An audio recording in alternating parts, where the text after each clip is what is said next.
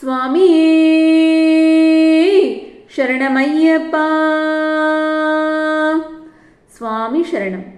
யார் உண்மையான ஐயப்ப பக்தன்?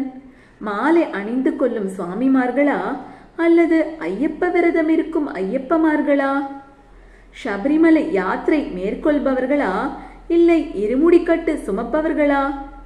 18ஆம் படி கடப்பவர்களோ இல்லை ஐயப்பனையே தரிசனம் செய்பவர்களா? இப்படி பார்த்தால் ஒரு உண்மையான ஐயப்ப பக்தன் என்பவன் விரத காலம் மட்டுமின்றி வாழ்க்கையின் மற்ற நாட்களிலும் ஐயப்பனுக்கு மிகவும் பிடித்தமான வாழ்க்கையை வாழ வேண்டும். உண்மையான ஐயப்ப வழிபாடு என்பது நாம் அவருக்கு நைவேத்தியம் செய்யும் பொருட்களின் தரத்திலோ அல்லது காணிக்கையின் அளவிலோ கிடையவே கிடையாது. முழுமையான ஐயப்ப பூஜை என்பது பக்தன் இறைவனாக மாறுவதுதான்.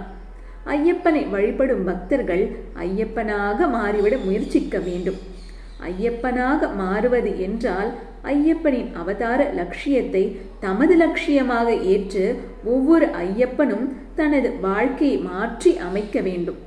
கரிமலையையும் நீலிமலையையும் கடந்து அப்பாச்சிமேடு ஏறி பொண்ணு 18ஆம் படி ஏறி பொன்னம்பல வாசனை தரிசிக்கும் ஒவ்வொரு பக்தனும் ஐயப்பனிடம் கலியுக வரதனான உனது அவதார லட்சியத்தை பூர்த்தி செய்ய நானும் பாடுபடுவேன் என்று உறுதி அளிக்கிறார்.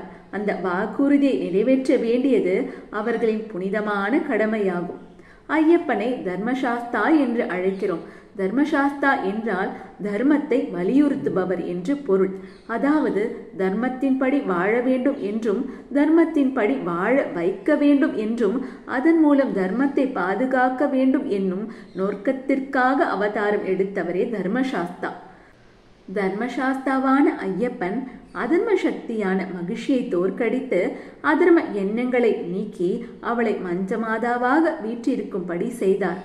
ஆகவே ஐயப்ப பக்தர்களும் இந்து தர்மத்தின்படி வாழ வேண்டும்.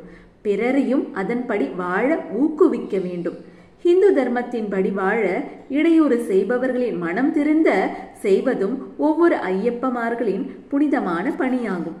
இறைவனை அடைவதே தமது வாழ்வின் லட்சியம் என்பதை ஐயப்ப பக்தர்கள் எப்பொழுதும் நினைவில் கொள்ள வேண்டும்.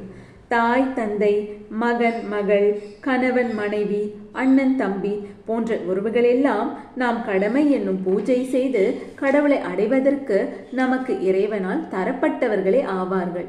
இதுபோலவே ஊர், நாடு, சமுதாயம், இந்த உலகம் என்பவையும் இறைவனால் தரப்பட்டவை ஆகும். அவைகளுக்கெல்லாம் நாம் ஆற்ற வேண்டிய கடமையை செய்ய வேண்டும். ஆனால் இந்த பந்தங்கள் அனைத்தும் இவ்வுலக வாழ்க்கையுடன் முடிந்துவிடும். நமது உண்மையான உறவும் நிலையான உறவும் இறைவன் ஒருவனே ஆவான். அது ஐயப்பனே ஆவான்.